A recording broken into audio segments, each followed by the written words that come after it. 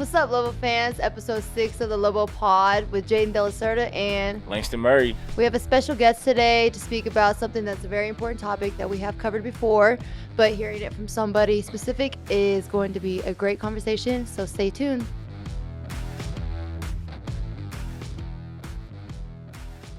Welcome back, Lobo Pod. We're going to let our special guest introduce himself. What up, Lobos? It's your boy Montez Wright on the track team here at UNM, a junior from Clovis, New Mexico. Again, we're talking about mental health this episode, which is something that is very important.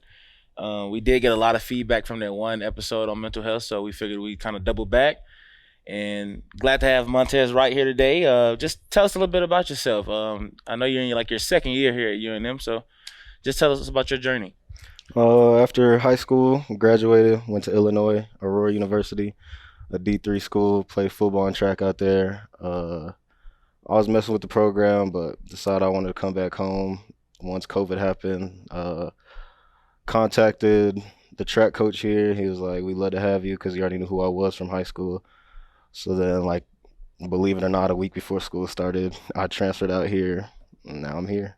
Okay. How you liking it so far, being back home? It's all good. It's a little different. I don't really got nobody out here like that. I made a lot of friends from Clovis, so my dad's military, so he moved to Louisiana after I graduated. Okay, that's the perfect state to move to. Of course you would say that. So went out there. Right now he deployed, so I'm out here just chilling, living life, doing sports, worry about school and stuff like that. That's cool. Big shout out to your dad and all the other veterans. We know Veterans Day just passed this Thursday, and so respect to them. Do you mind me asking you where he is deployed?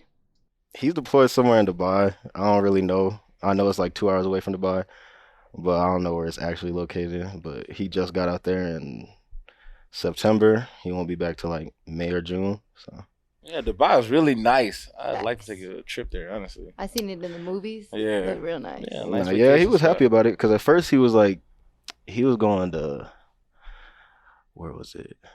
Saudi Arabia. Oh. And that's a red target for military. So we was all kind of nervous. And then a month before he got deployed, they was you gonna go by Dubai. He was happy but mad because when you deployed, you really can't travel on your own, so he couldn't go to Dubai. But I mean, it's much safer. So yeah. So how long is he gone?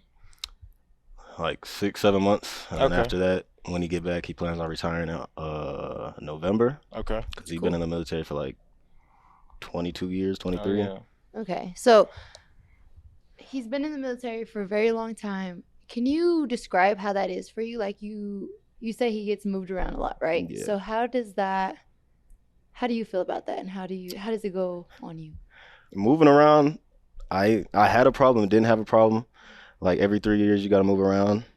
And as soon as you make good friends, you got to tell them hey, I'm moving. I got to go somewhere else. Yeah. So I was born in Dayton, Ohio. I stayed out there for 3 years. Then we got moved to Germany.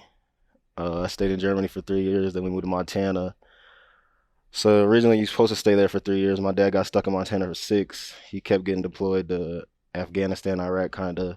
So then I ended up moving to Texas with my grandma. I didn't see him for a good 3 to 4 years. I only see him once a year, if that. After that, we moved to Key West, Florida. That's where I met him up again. And then after Florida, moved to New Mexico. We were supposed to move my senior year, but they was since he's a senior, he could just stay. That's why he moved after I graduated. So it was fun, but after I got older, I was I'm tired of this moving around. You get close friends, and next thing you know, you gone. I can imagine it's tough, bro, moving around like that. I never had to move around like that. But Facts. Talking about it to friends, they'd be "Oh, you must love moving around." I'd be some of it, yeah, but you don't really get to choose where you going. Yeah.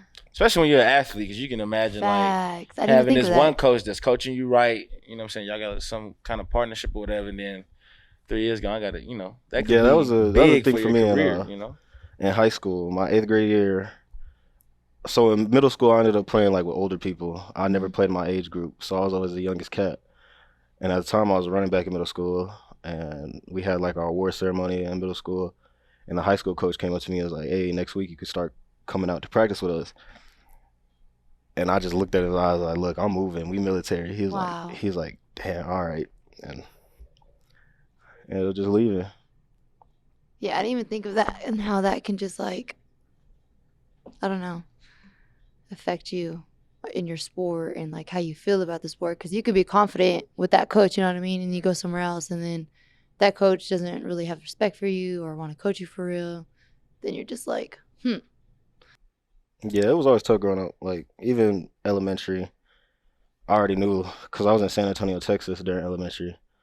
I was gonna go to Judson for middle school and high school, and then my grandma got the phone call from my dad saying he going with us to Key West, which I can understand. Like you want your only son with you. yeah. It's understandable, man.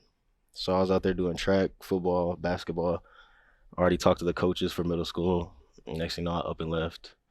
I only played basketball in middle school, 6th and 8th grade. Football, I did 6th and 8th grade also. I didn't even do track in middle school.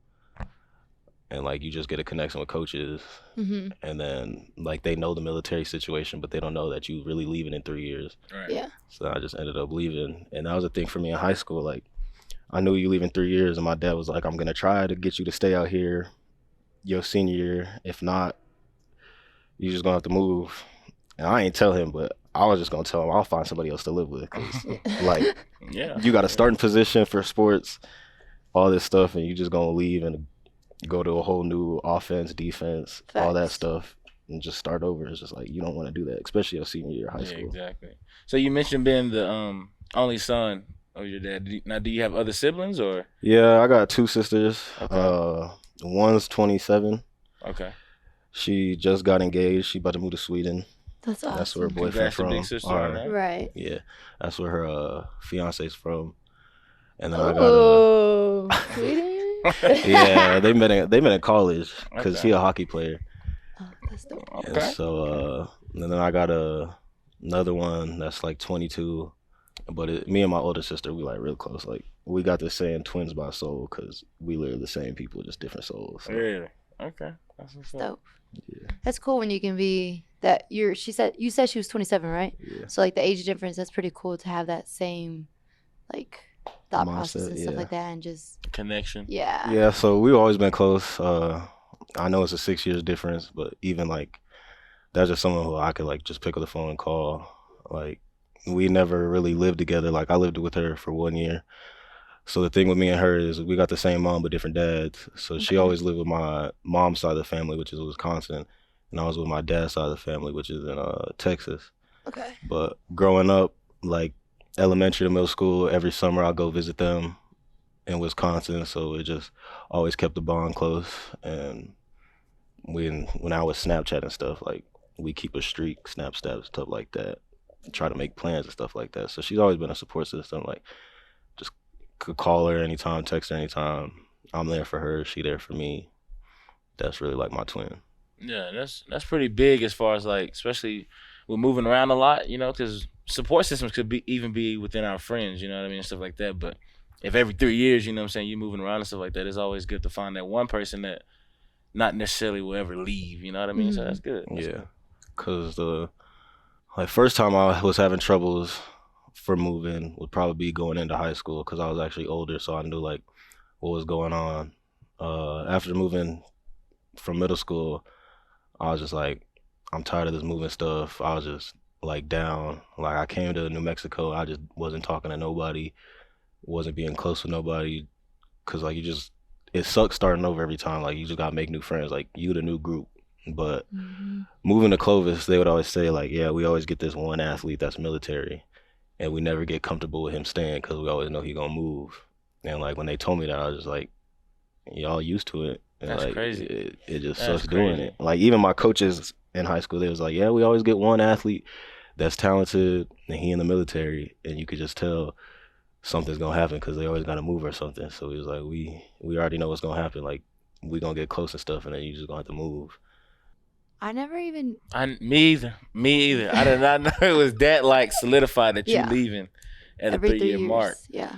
That's crazy, man. Like- Unless- And the crazy thing is like being a military kid, I never ran into other military kids because I was always like, people would think like you go to a like military school or something. I always went to a public school, so like I would be like kids that grew up from there. So like when I was in Florida, every kid I went to school with, they was born and raised in Florida, and it was just me. They was like, "What you doing here?" I was like, "I'm military." And the crazy thing with also in Key West is my dad's in the Air Force. They didn't have an Air Force base out there, so we was like the only Air Force people. They was like Wow. that's Coast Guard and stuff like that.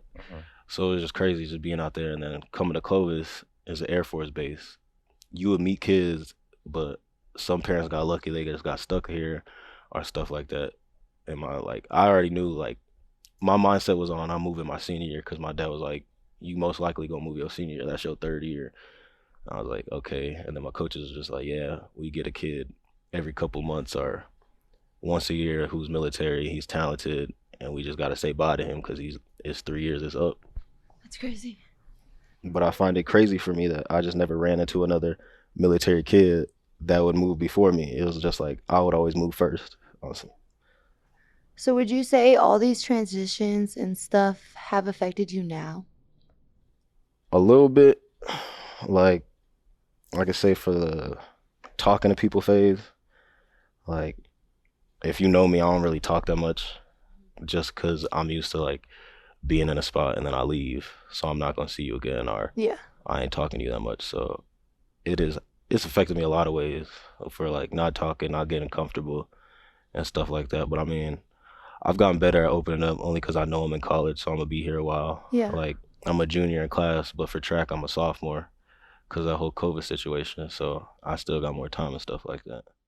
Makes sense the reason, you know what I'm saying, you wouldn't get comfortable with people and stuff like that because you're gonna leaving. I mean, because you're gonna be leaving and stuff like that. But like, look at it as like a networking opportunity. You ever thought of it Yeah. that way? Say you done live Florida, Georgia, Los Angeles.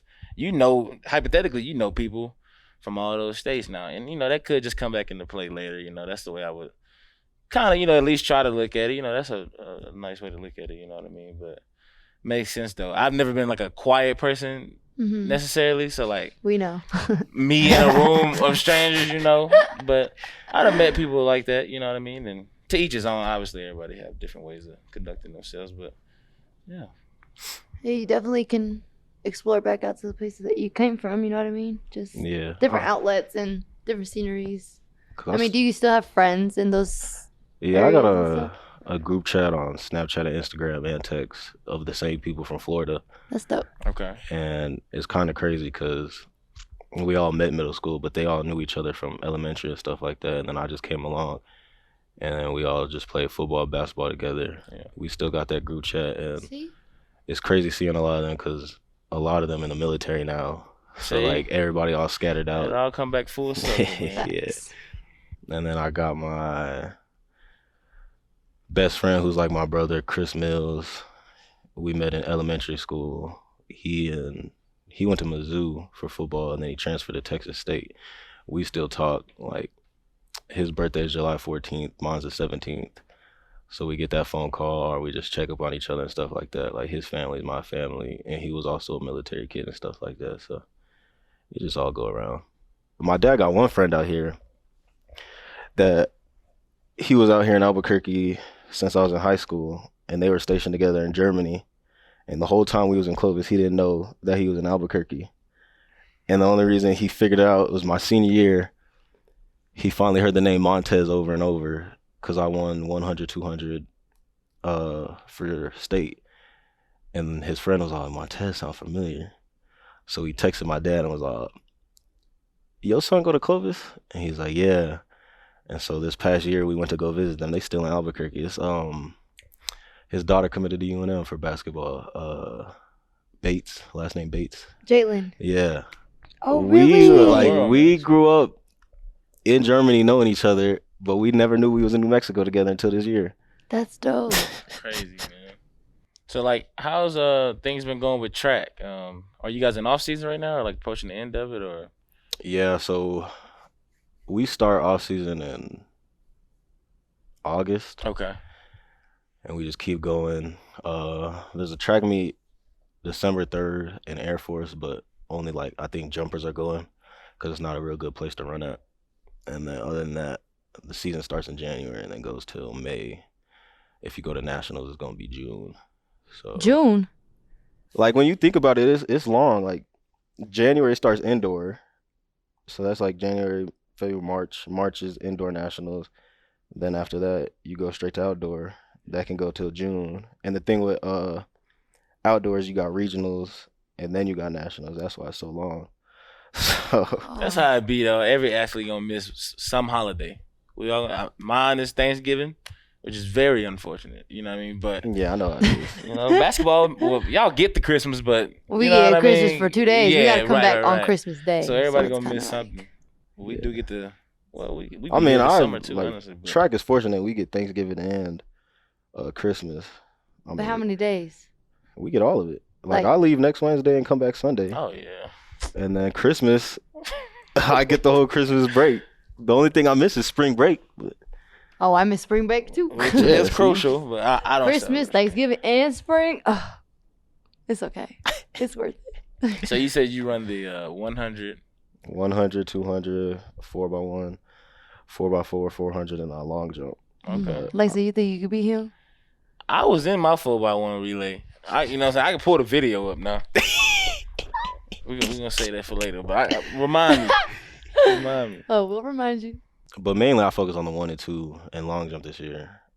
And 4x1, I don't plan on doing the 400 or 4x4. If I'm in the 4x4, that just means Nobody somebody. like that 400, huh? If I'm on that mug, that means someone's not doing their job. But I mean, I tell the coaches, like, you always want to be the athlete that wants to do everything. Right, So right. last year I was on the 4x4 and stuff. I told my coach, I was like, if you want to put me on there, I'll only do it as an anchor. I ain't giving you the first leg because I need to be the anchor because when I finish, I'm dead. I'm not moving no more. I tell him that. Like, Yeah. my legs is not moving. So when's the first home track meet? I think it's like January 22nd. It's indoor. Okay. Yeah, for indoor, we got a lot of indoor homies because everybody wants to come to New Mexico for the indoor because we got the world's fastest track. And we just got a new, Really? Wait, what? yeah, we got a new track. It was like $3 million, something like that. The indoor one? Yeah, nice it's a new one. track. It's a brand new one. It's I think it's like Mondo, like professionals use it. Okay. But wait, I'm so sorry to interrupt. I'm so sorry. You said it's the world's fastest track. yeah. So like if I go on there, I'll be faster. But what do you? I guess it's just the best quality of track to yeah, run best on, quality right? track. Like Yeah. it's gonna make you faster. Like faster. Yeah, like a known fact. Like the track they use, like it makes you faster. All right, so Montez, obviously, today, you wanted to discuss your story and just your thoughts on mental health. So just tell us a little bit about that. So my story, it is gonna get personal if y'all don't mind. But so yeah, being a military kid could be depressing, all that stuff. It kind of built up, and as a kid or a teenager, I always had that mindset: fake it till you make it. And over time, that ain't really get me nowhere, because eventually I just faked it too much and I couldn't take it. So about a month or two ago, I ended up trying to kill myself. But a good thing is I had friends around me that actually knew something was like really wrong. They ended up calling the ambulance. Before I got to the ambulance, I needed CPR 4 times. I was unconscious 4 times. Got to the hospital. My heart rate was at 170. At one point, it touched 190. The doctor kept it real with me. It was like, Montez, if you don't get this figured out, you're not gonna make it because your heartbeat is not supposed to be that high. And back to the sister thing is when I was in the bed, I called my sister and I was like, I just want to go be with my mom. So if you don't know, my mom passed away when I was 3 because of cancer. So I just had a lot of stuff building up. I was putting thoughts in my head like, I'm not good, stuff like that. I ended up calling my sister. She kind of been through the same thing. I was texting her because I was in the hospital. I couldn't really talk. So I was just texting her like, I want to go be with mom and stuff like that. And so really out of that whole thing, God gave me a second chance also I feel like second chance to live, which I'm thankful for, and to tell my story and tell other people that there is help out there. I do want to give a shout out to Deb, the athletic counselor. I talk to her every week. She's been helping me out. Even if you're not an athlete, you can go to Shaq. You can go to a lot of things out there for free to go talk to, because there are people out there that want to listen, that care to listen, that care about you, that love you, that are happy to see you. it is normal for you to go through these days. Everybody has it a couple times. Just people have it differently. Uh, so that's what I went through. I just want people out there to know, like, you can get through this. You can get through this wall and stuff like that. Yeah, we're glad to still have you here, Montez. It's pretty deep, and anybody listening, this is this is normal. This is natural, and it's okay to have these kind of thoughts, and it's okay to come forward and talk to somebody about serious situations such as these. So, again, tomorrow does need you, Montez, and that's a foundation, I believe, founded by Andrea Pearson. And so, I mean, that's one of the resources that I know that anybody that's having these kind of thoughts can reach out to. Yeah. For you just being able to like get through that serious situation and like push through, being an athlete is easier. You know what I mean? Like that can definitely take a toll as well. But like you are stronger than you think. You know what I mean? You just got through a serious situation. You're still here. You're smiling. You're going to school. You're doing track. Like you're doing everything that you're more than what you need to be doing. You know what I mean? So it's dope that like you're still doing that stuff and getting your work done, all that stuff. Like you are stronger than a lot of people out there right now. You know what I mean? So just like Langston said, if you are listening, it is normal for these thoughts to go through, and just reaching out for help. It's okay. You know what I mean? You can feel weak for that minute or however long you need to. Just ask for the help, get it, and just continue to smile and know that there is a light at the end of the tunnel. And I think the biggest thing that deters people away from like speaking on these kind of topics is like you don't want to feel like you're crazy, Yeah. nor look like you're crazy. You know what I mean? But that all just kind of reverts back to just talking to that one person that you can trust and that knows you're not crazy or never looked at you as crazy. Yeah. Especially like in a negative way at that. And so it's big. Just come forward, talk to somebody, even if it's me. Even if I don't know you, I'd love to get to know you. Probably would make you laugh. So reach out to anybody that you're close with. You know what I mean? But definitely a serious topic. Again, tomorrow needs everybody.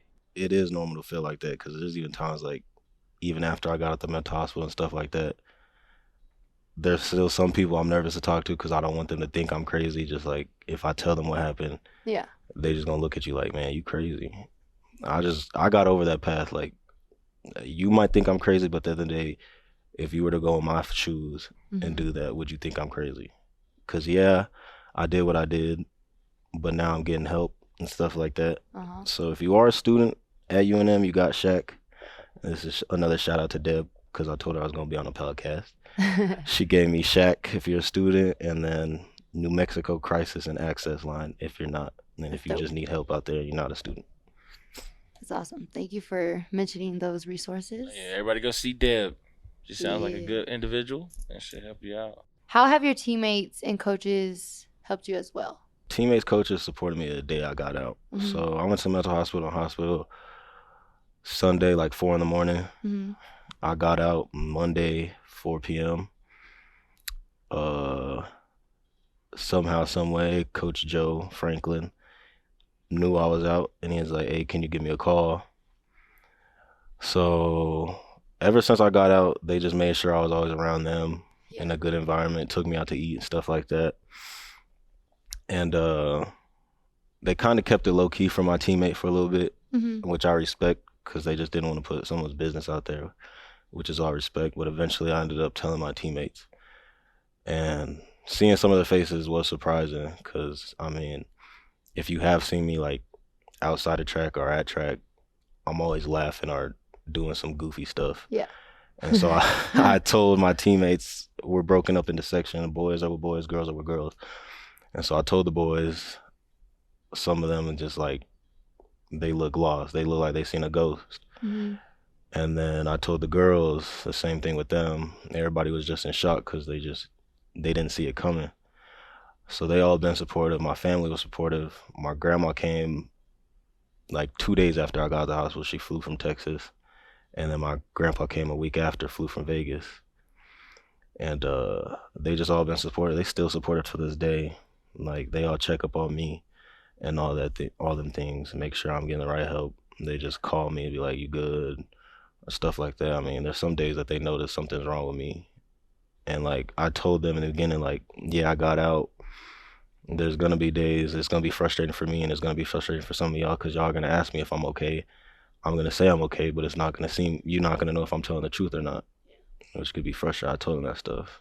It's crazy how much teammates and family can just help you and just make you feel safe and just forget about that situation for a while. You know what I mean? Yeah. A little outlet. 'Cause teammates are definitely family. You know, a lot of my Facts. guys I know I can talk to, and I'd like to think that they know that they can come talk to me as well. You know, definitely stay close to the people that make you feel the best. You know, Mm-hmm. that keep you at your best, and yeah. So we're gonna wrap up the Lobo Pod episode 6 with Jaden's question of the day or week, I should say, one of the two. It is a question, but it's not like a funny one. It's kind of like a personal one. What does your inner voice tell you? That is a good question. If I had to answer that, my inner voice probably tell me to do what's hard. Do what's hard. Don't take the easy route because that's probably not gonna get the end goal results that you may like, you know, and you got to make decisions every day you wake up, you know what I mean? So I'm gonna do what's hard. Don't take the easy way. Whether doing what's hard is the genuine way or the right way or what should be done, then that's the path I choose to take. If I'd answer that, it'd probably be just keep fighting. Yep. Ever since I got out, I haven't even seen Finding Nemo in a minute, but just keep going. Just Keep Swimming has been in my head. Wait, it is swimming, huh? Just Keep Swimming. Yeah, man. That's been in my head since I got out. I don't know, that for some reason it got stuck in my head. I haven't seen anything with that. So like, keep fighting, just keep swimming. My teammates say that I remind them of Dory. Yeah. Yeah. Very accurate. Whatever. Anyways, my inner voice tells me we're gonna cut this Lobo Pod Right on, off. teammates. Bye, Lobo Pod. Oh man. Well, Montez, we appreciate you coming in on the Lobo Pod today. It was a pleasure to have you. Any final thoughts or any final things you want to say? No, thank y'all for having me. Thank y'all for giving me this opportunity to tell my story and tell people that there are people out there to help y'all out.